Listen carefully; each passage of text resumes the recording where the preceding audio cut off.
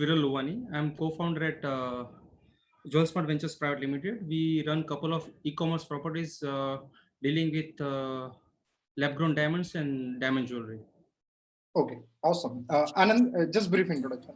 Hi, hello. This is Anand. I'm a founder of Multitude Solutions. It is a e-learning platform. So we are providing a white label solutions for institutions. We have a learning management system and virtual classroom to conduct live online classes. Thank you. Okay, awesome. So we are live on YouTube also. I'm just sharing that link to all of you in the chat. So in case if you can share it on your social media, that would be nice. So first of all, thank you so much everyone for joining in. So theme for today's session is tools and tips for starters working remotely. So the audience would be the people who are right now with us in the call, and there are going to be a lot of people who will be watching the YouTube video. So we have 4 guests and we have a few other friends who can also share their experiences. So Sahil, Prateek, Nachiket, and Jainam. Probably to some extent, all of you were working remote. Like you were anyways, having a remote piece in your businesses where you were working with clients or you would have a distributed teams. So if you can briefly share some of your experiences, which are the interesting tools that you use, and if you can just share your state that like how big was your team, and more on that context, and some of the tools and tips, and then we'll get to the specific discussion part. Jainam, if you can share your experiences.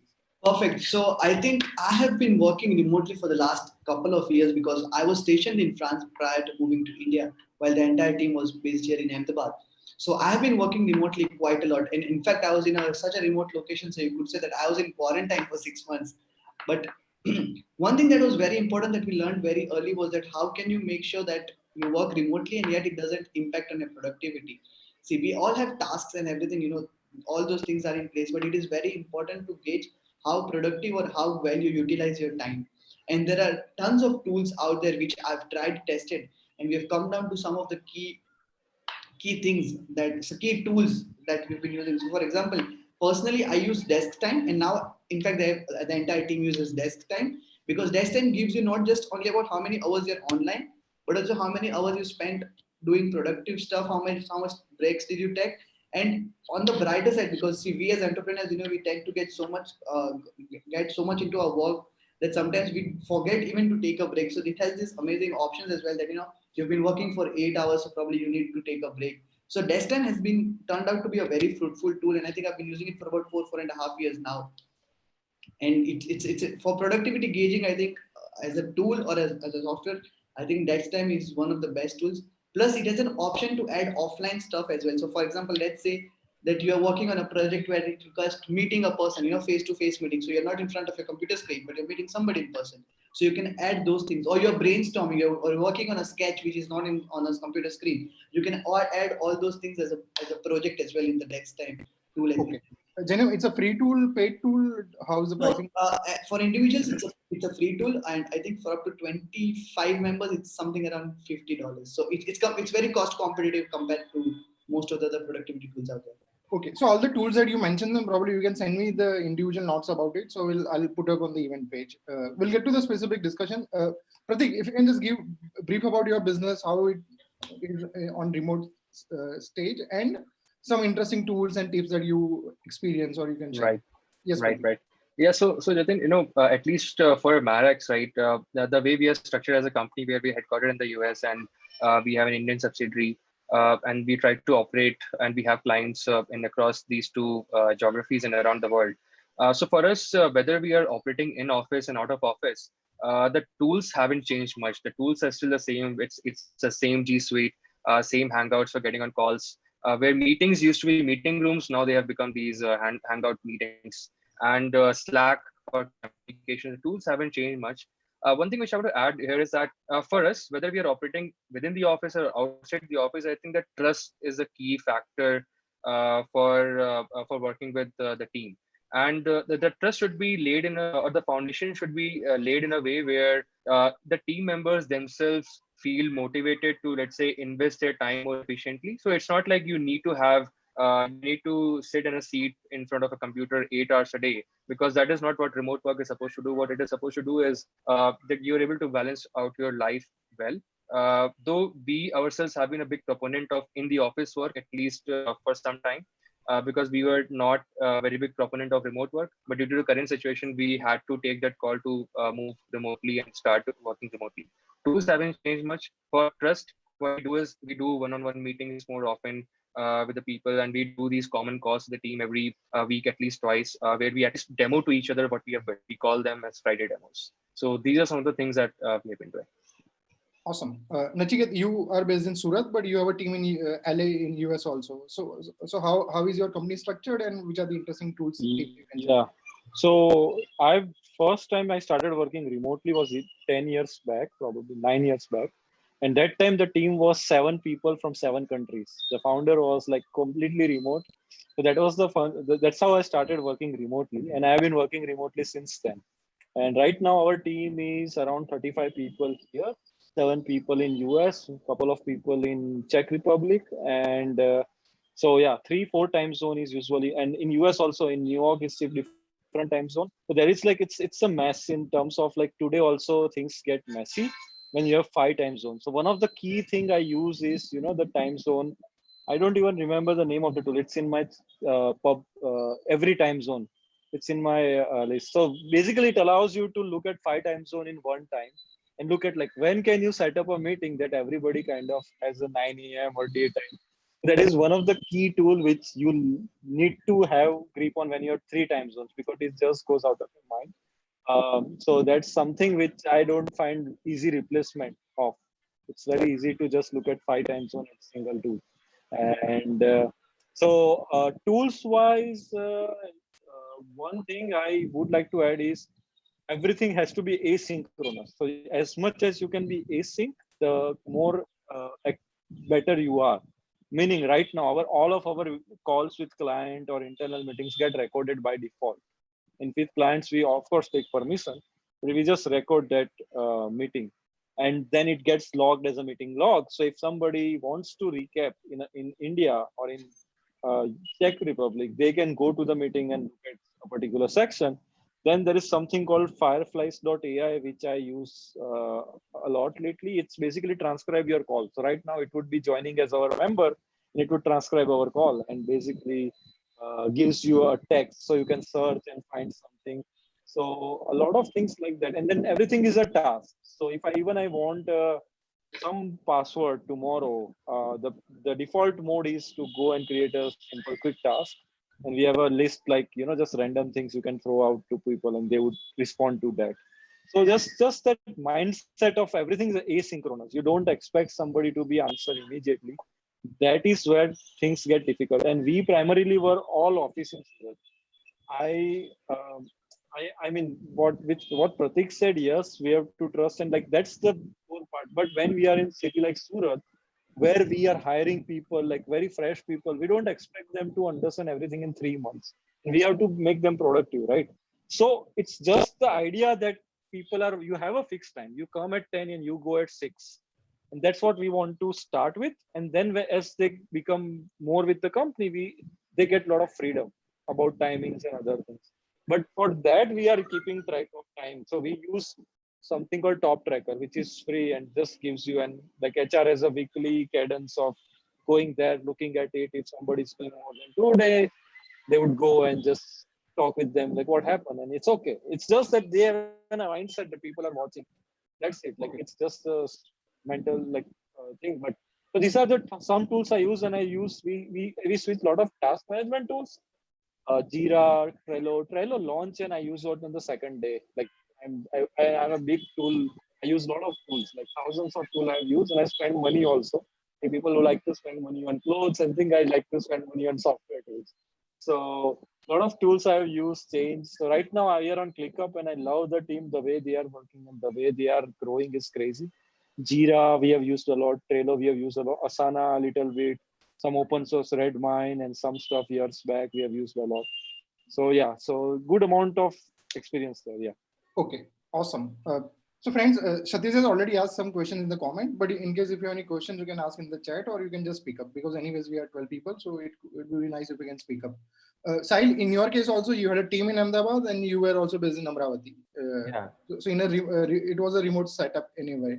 If you can Yes. share your company structure and something around. Yeah. So a few years back, we got an opportunity to travel to Vijayawada and handle the social media for Andhra Pradesh government. And we were a team based out of Ahmedabad, and so we had to move our bases.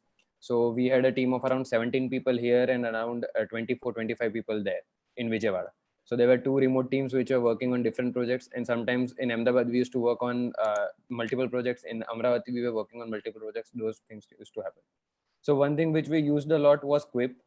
It is a document sharing platform, and there you can tag people, and then also task management is there. You have Kanban boards also inside those. So we used to track what is happening and how things can be done. It has inbuilt Excel sheets. It has inbuilt documentation. Everything is there. And most of the tools which are there in Google Docs just now are there in Quip also. So we loved Quip. We used to use that.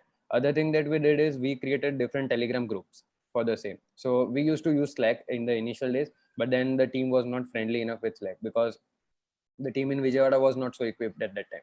So then we moved on to Telegram, which has a very good user interface like a normal chat system. And we had different groups for different things. So design people used to have design different groups and those kind of things. And we used to create different project-wise groups. So that used to help a lot because in Telegram, as we are a design company, we need to upload a lot of files. And then creating a file in some other folder, sharing it on Google Drive, and then you share the link, that is not possible all the times. So Telegram gives you a benefit that unlimited upload limit is there.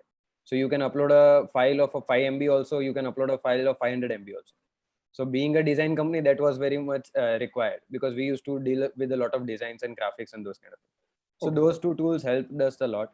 And we did not do a lot of calling at that time because most of the things used to happen. I used to visit the company 15 days in Ahmedabad. But in this lockdown time, we have started using Zoom a lot. We have started using Google Hangouts a lot and those kind of things. So for recreational activity also, we use Zoom a lot. Awesome. So those are the few tools. So in a way, which we didn't realize earlier, eChai is also a remote company because my partner and Kunal, we haven't met in a year. And probably a lot of people who end up hosting eChai programs, I haven't met them. Prateek, this is a good example. This is the first time we are actually seeing each other. That's true. That's true. Yeah. So it's a interesting. So one of the things we do is that our speakers announcer like give a reward to somebody who's going to ask good questions. So towards the end of the session, you are supposed to give some reward. Right now, that reward is just you absolutely confirm your one-on-one call with the individual who has asked a good question.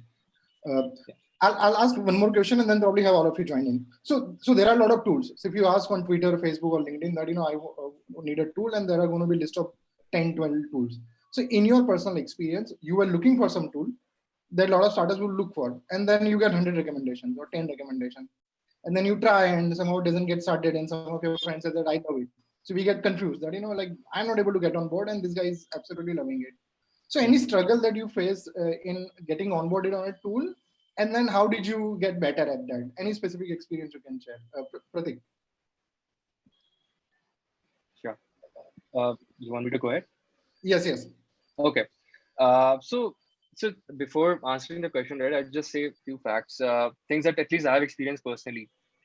See, work can be done on Excel sheet as well. To be honest, I have seen that the best amount of work actually happens on Google Sheets. Right now, you can recreate the Trello experience inside an Excel sheet, or you can have a very nice packaged Trello which becomes an asana, and then you can combine it with a Gantt chart and all the things together. Then it becomes ClickUp, right?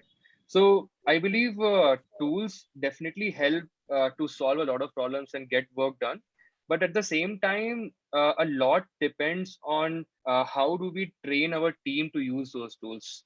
And in that direction, what I've observed is, at least for today in our organization, that we have used Asana. We have also used Trello. So Slack for communication has been de facto, like we don't change it.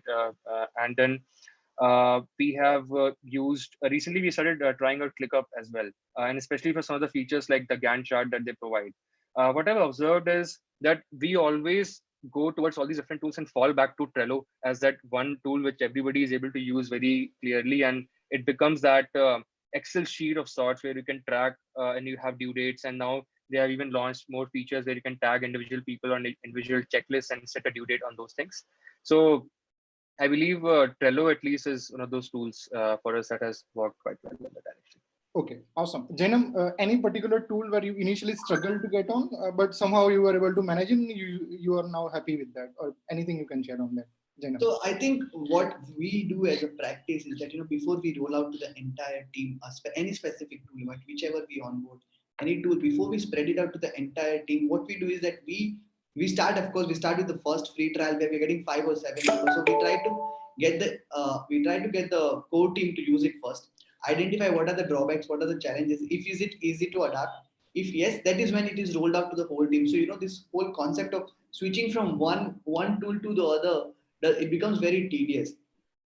So that is a very good way that we have started. For example, we were using, so when we were a comparatively a smaller company in size, we were using Gradle because Gradle made so much sense for us using the Gradle tool. But then when production increased and we had a dedicated hardware team and R&D team, but 2 different teams, then we realized that project management is something that we would require, and that is when we had to onboard ProofOp. So even before trying ProofOp, we actually had one dedicated resource who was trying to identify tools, trying to do a comparative study on a personal case, that how does it make an impact on Oizom, on the applications or the use cases which we want, before rolling it out to the team. So then we'd have a discussion, we would have a demo, and to eradicate this whole point of someone understanding or not understanding, one person would thoroughly understand the entire tool, attend, have a look at all the demos, all the videos, and then he would try to do this as a training to the entire team.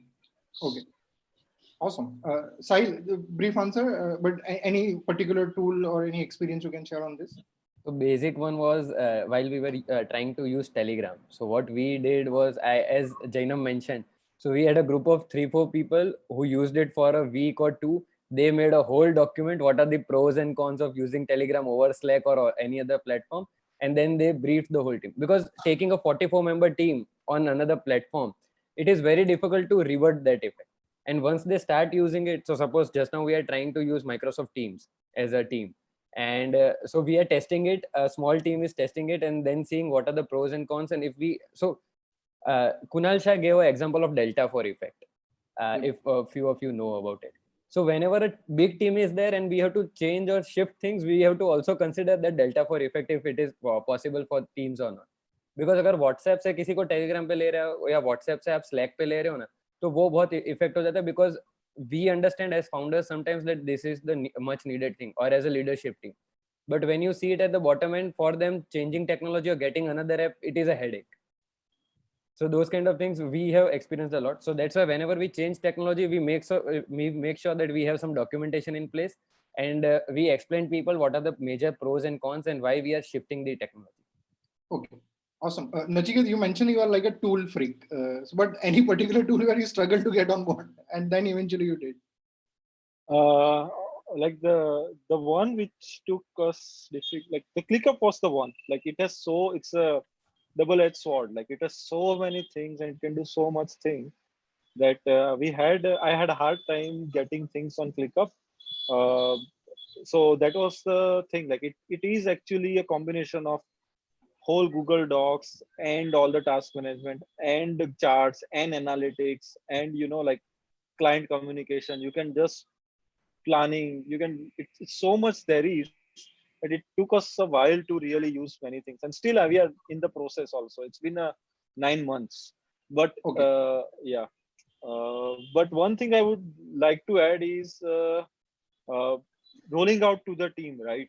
So especially, absolutely right. Like just make sure that you have confidence that the team will get it. And what I always look for is how much tool is geared towards user experience or like learning. Like some tools are really good, but they don't have very good learning library. Like they don't really focus on user onboarding and don't have a good amount of videos content on how to use the tool.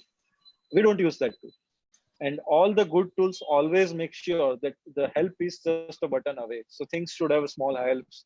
They would have a video channel. They would have people who can support you, answer the questions. So I make sure that those things are there, and then I would just like but we don't take more than a week or 2 to roll out to the team. Like it's just how we have been for so many years. But yeah, this looks good. The help looks good. The tool is solid. We look it in for a week and see how we will move things to here. We just roll out because there is help, so people will figure out their role and their part, and it takes a week of mess up to get things in line. But you know, वो banded निकाल ही दिया है, तो अभी यही करना है. So what we will do? Everybody will do that. So that's awesome. So there are a few more questions that I'll keep on asking. But Satish, you had discussed some points. Anything you want to ask to any? Yeah, Jatin, you know, like one of the things which I really wanted to ask with everybody is that, you know, like everybody is talking about, you know, structuring the team from the inside. Okay. If at all, you know, like you are actually having a client and then you're going to run a $1 million deal, $1 million client, you know, like how will you be able to convince them that, you know, usage of a third party tool is going to be secure? Specifically in my case, you know, like where I'm the veteran here, you know, like I'm very new to one of the reasons why I come to this is, you know, like all the words that you're talking about is completely new to me. Okay. Because, you know, people always come back and say that, is it secure? Why are you doing it with other things? So I want to know from experts that, you know, like how do they actually communicate their toolkits? Specifically, you know, Sahil, clients. Yeah, specifically he worked with the government. So did they even understand that? Sahil didn't mention the specific part, but Sahil, anyway, we are live on YouTube, so I am not forcing you to mention. No issues. So while working with government, the basic issue was it depends from person to person. So in government, we were using Kaizala, which is from Microsoft. Nobody would have heard about it. But I think we were pioneers in using Kaizala. There were 25,000 users of Kaizala in Andhra Pradesh overall. And people in government were forced to use that app. And I still don't know if they're using it or not. But it was an app which government pushed people to use in a way for internal communication. They had created, like we have in our teams, we use Telegram. Government wanted people in government structure to use Kaizala for the same. Probably the question was, how did you convince government to adopt Kaizala? Yeah. So that was from the Microsoft ends. Okay. So the CM told he wanted something like this. That's why they created. But when it comes to other things, they so there is an app called Signal. If I think most of you won't. The WhatsApp founder. Yeah. So they created the app.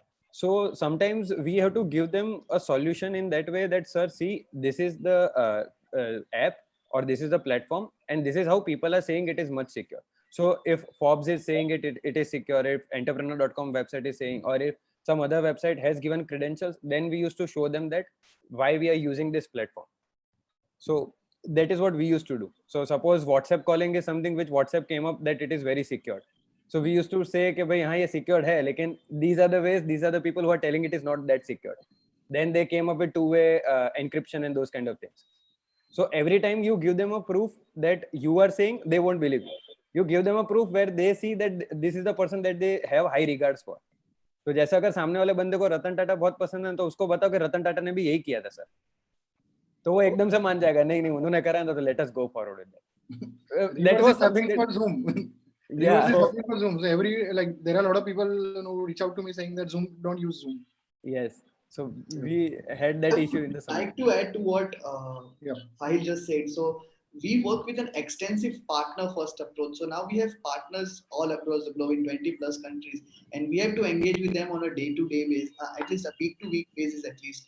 Now, one of the biggest bottleneck is that half of the team, they're either in the G Suite, so that makes it simpler for us because when we use G Suite. But now, if someone is using Microsoft, for example, now the instant co-working happening on Google Sheets or Google Docs was a major bottleneck that we used to face. That that he would send me maybe a document with those corrections, a docx. I would have to upload it on Google Docs and then make the suggestions. So what we realized is that at the end of the day, there are some basic things that everyone uses. For example, Gmail, like you could be using an official Microsoft email ID, or your entire business could be on Microsoft business.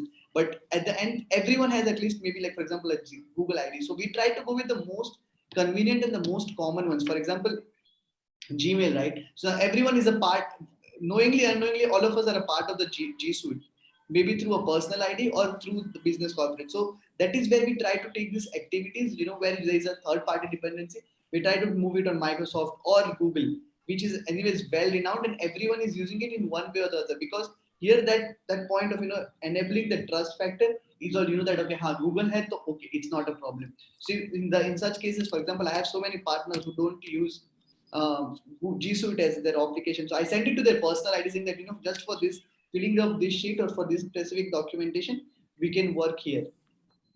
I think if you go with the most basic ones, I think that works.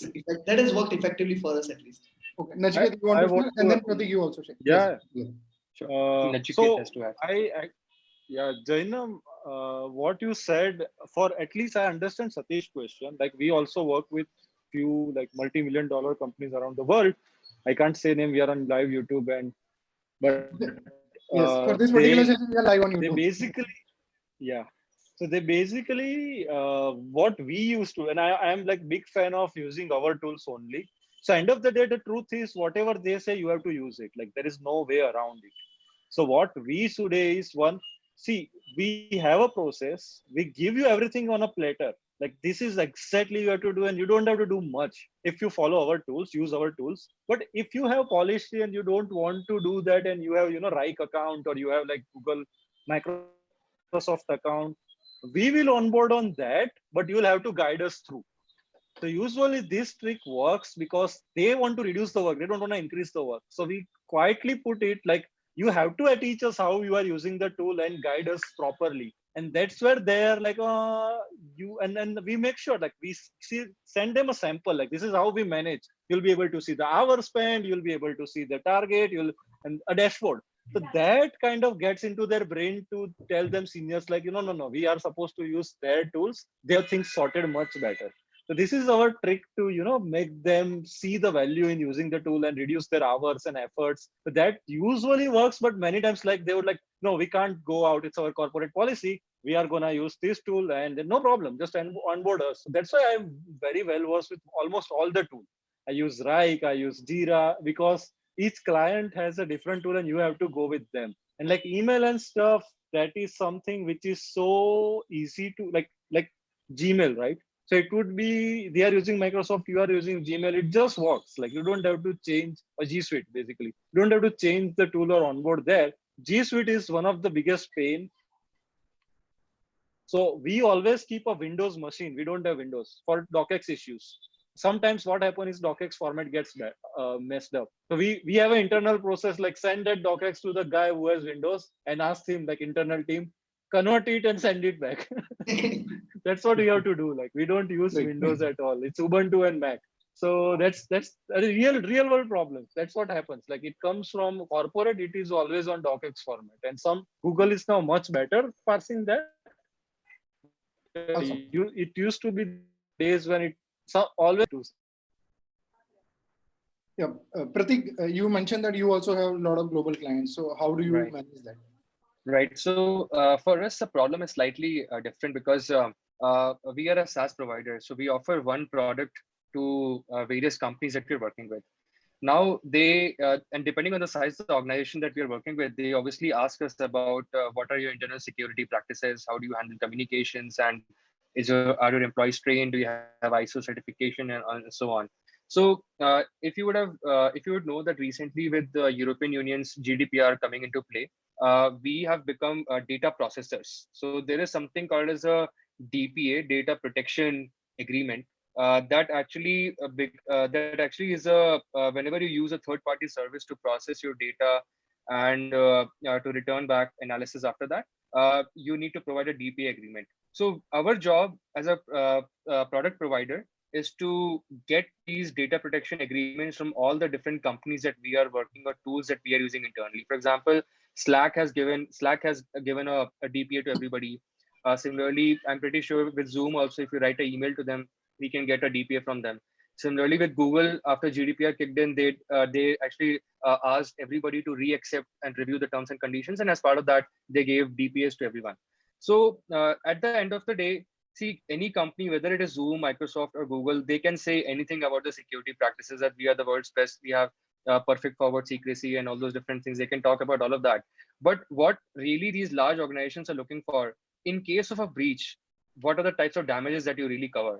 And those things are actually mentioned as part of those DPA agreements that we do with the third parties tools that we use internally. And since we are also a DPA to other organizations, we also have to do a similar agreement and provide that to them. So it's more about about that fire brigade scenario that now. So great, you have a great fire station in your city, but what do you really do, because you're not going to use it every day. But when that situation comes in, whenever there's a data breach or any kind of communication breach, or let's say somebody's laptop is stolen, now how do you handle it, and what are your internal security practices and measures and certifications that you can show to prove that to your clients? I think these are the things that have worked out for us so far. We don't have to go into details of explaining how companies like Slack or Zoom handle the security. We just show that agreement that we have done with them because we use them internally, and then we put it as part of the agreement that we have done with the company that we are going to be working with. Awesome. I'll ask one more question. Then anybody? I got a question here. Yes. So yeah. So this is around security only. What Satish said or what Sahil said. So it is basically that when we say that how do we project it to the client to say that it's a secured thing or not.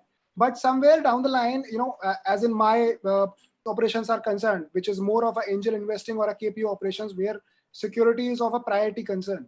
So can you give me a 3-step pointer, or somebody suggest me a 3-step pointer which I can give it to my team or something, so that they can check that the tool that they are using is actually secured or not? There are two things. Basically, I'm rephrasing the question only. There are two things. That one, you are assuring the client that it's a secure tool because it's been suggested by Ratan Tata, or it's been suggested by Google or a Forbes or any magazine like that. Secondly, you are actually convinced that the security is completely, not compromised anywhere or any point of time, because my data or my company has some projects or almost all the projects that includes very confidential information of the clients which cannot be leaked. So can you give me a 3-step, a process where we can judge that how the tool is secured and why the tool is not secured? Okay. Prateek, you want to take up this? Sure. So I think just one thing we can see, these companies can say anything about the security. One thing is always buy from a trusted provider. Look at their G2 crowd reviews. Look at what others are saying in the industry about that particular tool. That is one. Second thing is ask for a data protection agreement for that tool that you are using internally.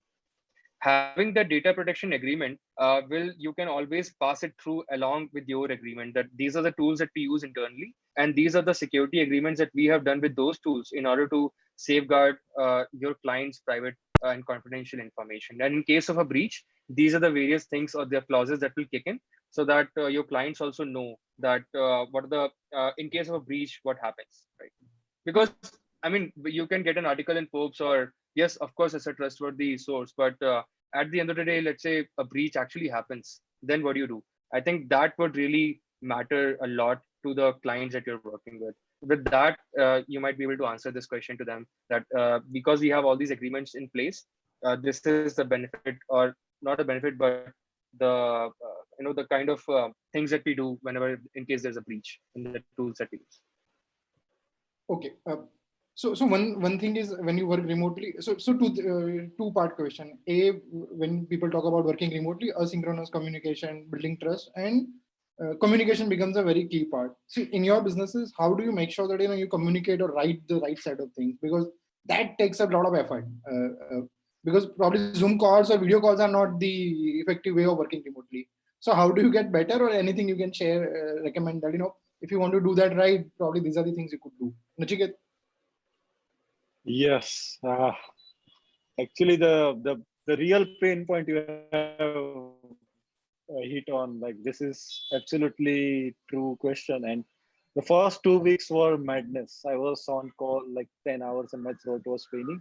And then we started, honestly, we just made everybody responsible. Like, this task is assigned to you. You used to have an overview and then person to help. You don't have that now. Just figure it out. And so we started setting expectation is what we did better now. So if we assign something, what is expected out of it? It should be working with this XYZ. So we are a technical company, right? We always set very clear things like this has to be set, or this data should be visible here. These things needs to be look like this. And we spend a little bit more on wireframing and definition. So just by improving little bit time on definition and clearing expectation right, and leaving that guy, even junior trainee, to do his thing and just come back with the results, helped us a lot, because all of a sudden from 37 people, we were all remote the next day. Was challenging in first 2 weeks. But now this is what. Okay. Awesome. Jainam, you are a big fan of writing, because whenever I speak with Jainam, Jainam always comes back saying, I have a list of these things. So Jainam, how do you get better at that, and what would you recommend people? So one thing that we did initially, now that the entire team was working offline or not working from home, was we every month we of course have, I mean, all founders I'm certain have these monthly roadmaps or quarterly roadmaps of what you want to achieve at the end of the at the end of the month or quarter. So what we did is we broke it down into weeks. That okay, that this is the weekly task that everyone has to do, and then we started delegating it. So as Nachiket rightly said, right, you put it on, you give every task, there's someone who is accountable for it. Now for example, there's something that I am accountable for, but probably I need support from the tech team or the R&D team. So that is my lookout, because at the end of the day, I am accountable for that specific task, or for that specific thing to be for that specific task to be accomplished, and it is completed perfectly well. Another thing that we added was that a lot of times, I mean, there are always a few people who would prefer saying that I would not work collectively, but I'll spend a bit more time and try to get this done on my own. So for that, what we've done is that we have this every day, we have this sync up meetings, right? So each of the key persons gets on a call together, discusses what happened during the day, what were their subordinates doing. So he gets on a call before them, and this is like a hardly 15-minute call, just no hi, hello, nothing. This is it. These were the 5 things that I worked upon. This is what the team is working on, and this is the expected timeline. So I think that way we were able to keep a track of what's going on and how it's happening, because expecting everything to be done by a machine or through without communication, that is going to be a bit difficult. Okay. Sahil, in a way, your business is to create engaging content. So for internal communication, how do you do the good job at that? Okay. So majorly while communicating, there are a lot of things. I am not very good in chats. That is what my teams also say. कि साहिल भाई chat में क्या बोल रहे हैं कुछ समझ नहीं आ रहा. So most of the time, if I have to assign something to the team, I usually take the leads. I get on a call, explain them, and then I am off. Most of the time I do that, but that is not a scalable option. What we do is we create task list and then we delegate those things.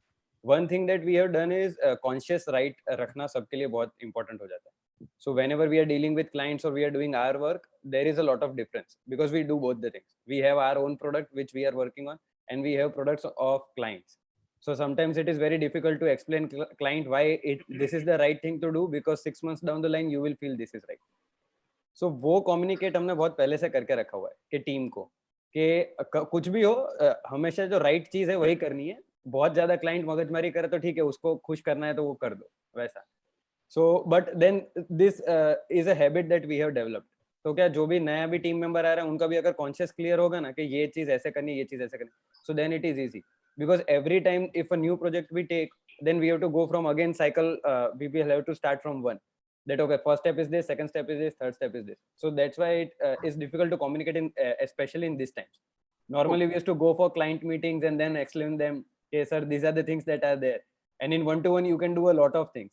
But when you are on Zoom call, or maybe suppose we are able to see each other just now, we know what kind of expressions we are having. Most of the times in the Zoom call that we attend, nobody is opening their cameras only. I don't know why. But then we are not able to understand, okay, usko acha laga, bura They laga. probably have long hair like me. This is long hair, guys. यानी client meeting में कभी समझ ही नहीं आता है उनको product design अच्छी लगी है नहीं लगी है, what are they trying to respond. So it becomes a really tough thing in today's time. That is what we are trying to. Okay. Prateek, you initially mentioned about creating trust, which is more important. So how do you create that with your... Right. So, when I was listening to answers of the experts on the panel today, what I realized is that, see, communication, as humans, right, we have 5 senses in total. We can touch, we can see, we can hear, sound, and what's the 5th one? So there are 5 senses that we have in total, right? Now, good communication, and we can smell. Yes, that's the 5th one. So those are the 5 sensations that anybody needs in order to communicate anything effectively. And I think a lot of communication happens in body language than just pure words, right? Today, we are limited to a fixed set of options. Let's say we have a 2-dimensional screen. and I can listen to what you're saying, and then there is internet. Hopefully, it supports the communication well, right? So now the problem is I think slightly is like a larger problem to solve, where we have to invest extra time in improving the communication. So before we started moving, or before when we were declaring the complete 100% remote operations, from before that time, we actually spoke with the team, and we mentioned this very clearly, that from now onwards, since earlier we used to be in a one room, one office, where everyone can come in and you can just walk to the next person's chair and you can ask your doubts, or you can chat and you can conversate about things. But now that's not the case.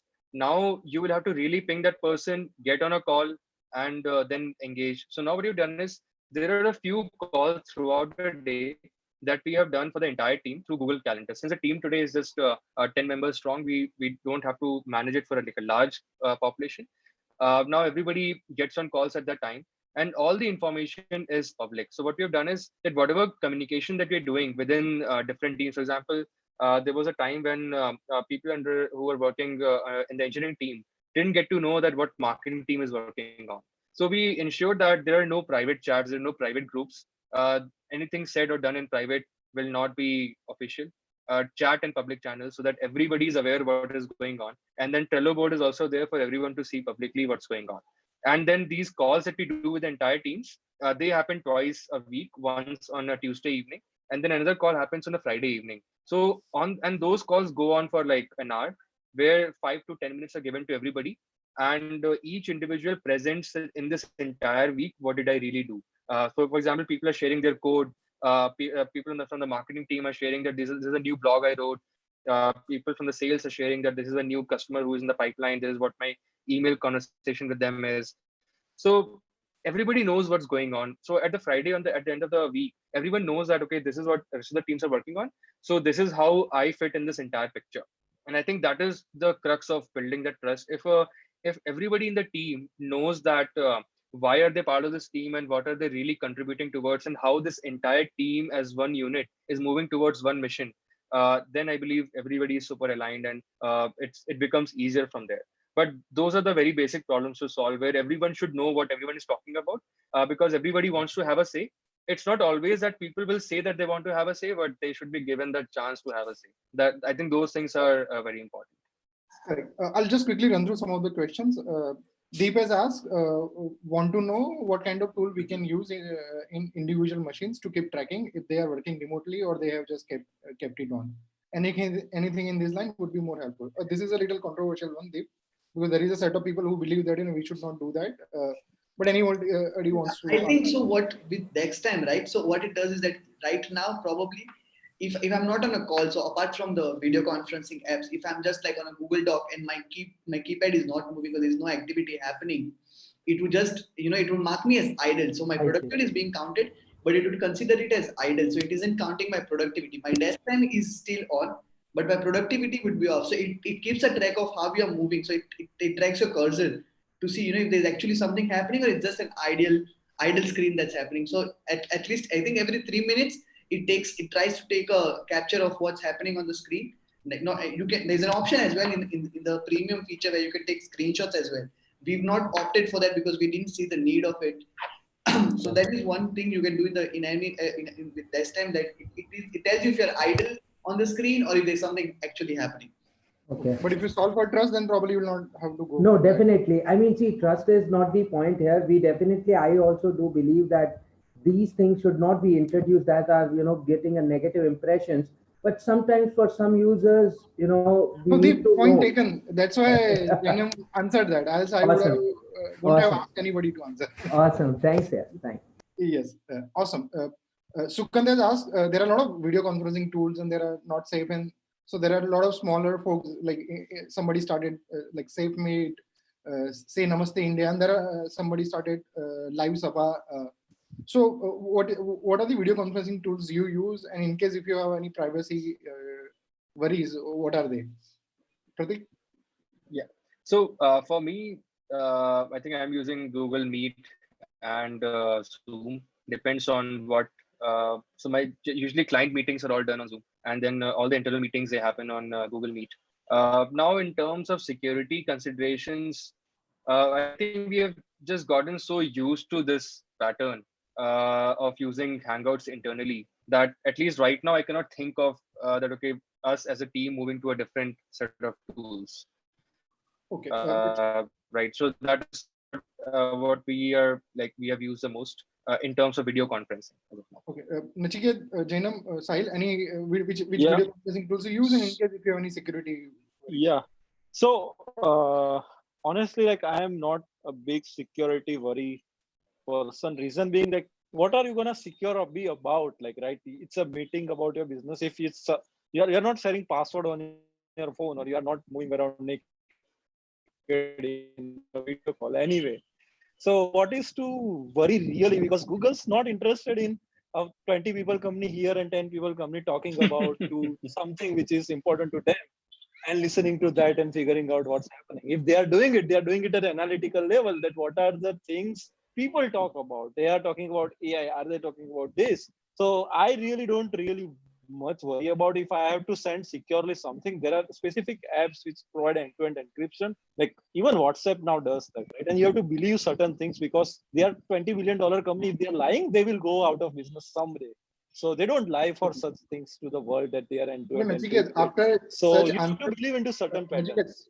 After such philosophical answer by you, I am worried what Jainam and Sahil will answer now. Sahil, but you have to give a different.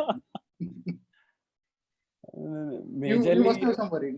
Yeah, like, so sometimes what when we were in Andhra, that used to be a lot of case in this, because we were working in government offices and we were working in CM.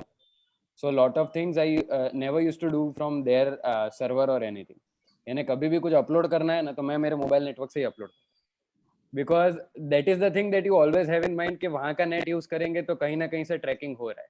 That can be there. So just a clarification. Sorry, I was talking about just video conferencing. वहां से तो कभी हमने कुछ काम नहीं करा, हम लोग घर आकर ही बाकी सब काम करते थे. We never used to do anything of that sort there. कभी लैपटॉप में कुछ नहीं करना है. So that is something that we always have in back of our mind wherever we are. So sometimes wherever you are using, people say कि जैसे railway network use कर रहे हैं अपन, whenever we are on stations, do not try to do online transactions when on that open network. So those are few things which people have to keep in mind, because chances of getting hacked are more there. But wherever you see कि Zoom call use कर रहे हो या Hangout use कर रहे हो, कुछ भी कर रहे हो, as Nachiket said कि भाई एक पॉइंट तक वो इम्पोर्टेंट है सिक्योरिटी का, बाद में तुम्हारे से किसी को कोई फर्क नहीं पड़ता. Okay. We are at such a minuscule level that nobody cares about it. Other thing is, if you are doing at a very larger scale, like you are doing a conference or something of that sort, where you have a problem that people might come in and then see what you are doing, there you have to take some care about security, or else I think for a smaller team, nobody cares what they are doing. Okay, I'll share my perspective. So we use Zoom for our video conference, this live sessions, and for eChai's one-on-one call, we now use Jitsi. So Jitsi, you can customize a lot of things on your own. So there is this one interesting saying कि सबसे safe जगह वो होती है कि जहाँ पे चोरी हो चुकी है. तो Zoom की बदनामी बहुत हो चुकी है सिक्योरिटी में. तो सबसे सेफ होगा ना Zoom ही होगा. क्योंकि now they have every day they are coming up with newer features. So for example, with this call, I can, if I'm a host, I can make sure कि मैं chat भी बंद कर सकता हूँ, share screen भी बंद कर सकता हूँ, और enable waiting room. तो ये अपने 10 लोगों के अलावा कोई और आ भी नहीं सकता. Zoom का सबसे बड़ा criticism वो था कि its links are very open, so anybody can randomly type some URL and can join your account. So if you're using Zoom and if you make sure certain things, then your Zoom call would be most secured one than anybody else. And then ये nationalism के चक्कर में अभी बहुत सारे लोग made in India app चालू कर रहे हैं, लेकिन वीडियो कॉन्फ्रेंसिंग वाला पार्ट तो मेड इन इंडिया है ही नहीं. वीडियो कॉन्फ्रेंसिंग वाला part is either they are using the API of some other open source technology. So it's a very slippery slope that you want to beat Zoom and you want to come up and say made in India, but video conferencing part is not necessarily made in India. But if you take enough precautions, probably you can make your video conferencing tools safe. And probably over the period of time, everybody will mimic each other. So if Zoom comes up with a newer feature, Jitsi will make it available. If Jitsi or some other conference, Microsoft Teams comes up with a newer feature, everybody will just mimic. So probably over the period of time, it will get safer, because now there is a strong attention from the consumer about the safety of video conferencing calls. Right. Satish has asked this one question. All the tools that you guys mentioned, do they handle all languages or just primarily English? I think Unicode is handled by all of these tools. So wherever you're able to write in Unicode, which I think Hindi or many of the Indian languages are definitely supported with Unicode characters. At least the tools that I have spoke about, Trello and Slack, they use Unicode. Jatin, can I just make a point? Yes. What I mentioned, like I was predominantly referring to Arabian languages where the everything is different. So Okay, we it's work predominantly in right MENA to left. also. Okay. Yeah, even then, I believe at least a text-wise, you can definitely paste it there. Though I've personally not used it in that capacity, so yeah, We'll have to check it. we can try it out. Yeah, we'll have to check. Yeah. Awesome. Last part, we'll finish in next 5-10 minutes. So this is one thing we do where panel, each expert asks another question to another expert. So we get to know what experts wants to know from another experts. But you have to be very brief. Nachiket, very specific, and probably rest of the guys, you can give a 1 or 2 line answer. Nachiket, what would be your question to Jainam, Sahil, or Prateek? Very brief. I'll ask question to Prateek because I'm launching a SaaS, and so any tool you would, or any tool or any site or anything you suggest towards getting, the terms of condition or the GDPR compliance or any sort of guided support Right. we can get. What are your thoughts? And is there any so, tool available with you? Right. So there is actually a tool called as, when this GDPR thing launched, they actually launched GDPR checklist.org or GDPR checklist.io. I think it's one of those things. There you can find all the regular GDPR free to use templatized agreements. And then you can also find the things that you need to do or install on your website to present those GDPR consent forms as and when people are coming into the website. And the same forms and the same methods and controls can be used inside your web application as well, if there is a dashboard and web application associated with it. Awesome. Do you know any specific one? GDPR? Yeah, I think, let me just open, I'll just share that in chat. No problem. And all of you, individually, you can share me all the tools that you mentioned, which I will put it on the blog. Now that we have a good video to back it up. Sahil, your question, very brief one, your question to Jainam, Nachiket, or Prateek. Yeah, I have a question for, I think, where is Jainam? So he has been working from different countries and he has worked with different clients also. So how do you manage time? Nachiket also gave an example for time zones, but how do you manage teams time zone with them? So suppose I have a client in US and usually we do a call at 10:30. But then some team members are agreeing to do a call at 10:30 and then some of them won't be available at that time in the night. So are there any problems that you are facing? And if yes, how do you make sure that the communication is smooth? So one thing that we've done is that this was as a part of the team that everyone who is talking to the client, so you could be a BD guy, a project manager, or a support person, you have to have your own Calendly link, so which helps you schedule your call. Right now, what we were doing is we would tell the client to schedule a time which was where all 3 of them are available. So Calendly has that option where you can compare for 3 or 4 different people at once. So let's say you are available at 10:30. You are available until midnight, but I am available until 11. And then there's someone who is working up to 3 a.m. So in that case, he would try to find a spot by clicking on one single link where all of them are available. And also we have done also the team break that we have done. We have tried to break the team into East and West because most of our work is global. So the ones that work on the East or on the East part of it, so Eastern from India, so not considering GMT 00, but from Eastern part of India. So if you have someone who is dealing with Australia, your working hours would be more flexible. You would probably be at office at 7 in the morning. 7 a.m. Yeah. But someone like me who's working with Latin America, I'd probably at office at midnight. You'll still find me in office because I'm talking with that team. So I think to make it easier for the partner to schedule a team when he wants to get the tech team on board as with the account manager, we have used Calendly's feature, where you can select multiple people, see if both the slots are available and book it up. Earlier we were doing with Google, but then not a lot of people are using Google Calendars. So Calendly is flexible across all platforms. Okay. A lot of people use it Google Calendar, but unknowingly. Yeah. Prateek, your question to Sahil, Nachiket, or Jainam. Yeah. So my question is, so whosoever has handled a team which was working out of an office before, and now they have moved remotely, which is, let's say, gonna be there for some time. So how will you onboard, let's say, a new employee now when the situation is now 100% remote, where the earlier team members are onboarded, let's say, in an in-person setting. Now, since we do it online, what are the things that you guys can suggest that we can use to do that? Sahil, you want to take this up? So we recently onboarded 5 of our interns because we had hired them. They were MBA first yearites, and we wanted to get them on board. But due to this COVID situation, we never had a physical meeting. So it has been a month they have been working with us, but we have never met them. So what we did initially was now we have a call with them every day at 5 p.m. So because in office setting, what we do is we have a chai pe charcha session where everybody meets each other. So in the beginning, we had a session with them. We briefly introduced them. Then just one-to-one, 5 of them were there. I was there and HR was there. Then we, after 1 or 2 days, we had the session with the whole team.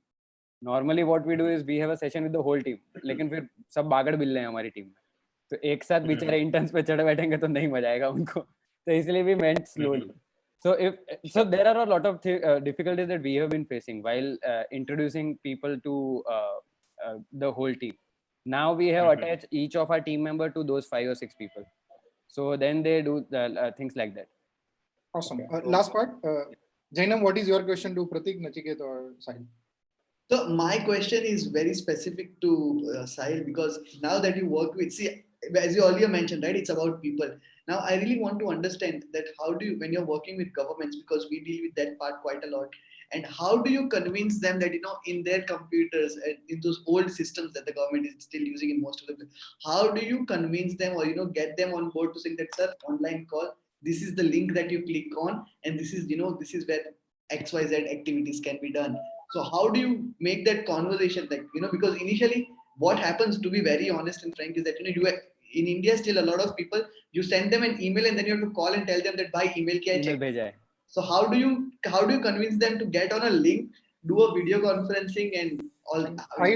Just to make a point, this is live and I'll not be deleting this video. That's I didn't specifically mention which department, but a lot of people still face it, even in startup.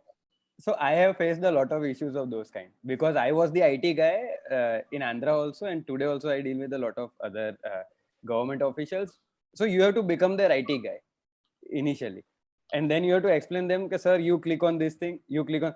I had my Google history has been deleted so many times because I was explaining them how to delete history, and so that the cache memory and everything gets deleted. So नहीं मेरे को करके बताओ, मेरे को ये करके, and those kind of things we have to do. So initially what I used to do is when WhatsApp call came, WhatsApp video call, we used to do WhatsApp video call, and then their laptop is on, and then I guide them. Okay, click so here. We do the same thing. So either there's some novel thing that you're doing, but I think we're on the same thing. Just do the same thing. Video call, sir, दिखाइए screen पे क्या चल रहा है. So yeah. But that Google history query came up, so that was a good insight, Sahil. हाँ, so वो cache memory delete करना नहीं आता उनको. कभी-कभी क्या होता है कि ये निकल नहीं रहा है, ये हो नहीं रहा है. So then those kind of things are there. But see, when working with sometimes my team also does the same thing with me. Because as you go up the ladder, you become so ignorant of so many things. I have faced, so मैं भी technologically challenged हूँ मेरी team के लिए कई बार. So वो भी बेचारे मेरे को कहते हैं, साहिल भाई यहीं तो पड़ा है, सामने ही तो है, आप क्या देख नहीं रहे. लेकिन sometimes we are so engrossed in what we are doing because we have 10 things on our hand whenever you are in a leadership position. So you are like, चल भाई बता ही दे क्या करना है. Okay. So they become sometimes very ignorant of those simple things also. And awesome. Whenever you are working with higher people, that will be there. That is for sure. Awesome. Sahil, quickly, which question you like? Question. Pass karo. मेरे को तो मैं अभी I will just see. फटाफट 2 minute में खत्म करना है. Jainam, okay, I think Satish bhai's question was very right. Win this reward. हाँ. ये one-on-one call हो गया तो you have to give some actual reward then. One-on-one तो ये lockdown वाला reward है. So I think what made sense was what Deep asked me about this idle thing, that how do you keep product check that the machine is not staying idle but you're actually working. So I think that was my most preferred question. So I'll pass on this message to him that he has won the reward from you. Nachiket, which question was good? Jatin, the question you asked was apart from and my reward is like half hour. Okay. Apart from just trying to get so this part helps me understand what people feel are good questions. So next time when I'm moderating a session, I ask them. Honest feedback like this time. Most of the question were asked by you, and internally we discussed. So only I think Satish had 3 questions, So and Satish I wins the like point. one of the question he said. So, And so, yeah. so in case if you already had a one-on-one call, then you have to give him a coffee treat whenever lockdown opens. Yeah. Okay. Prateek?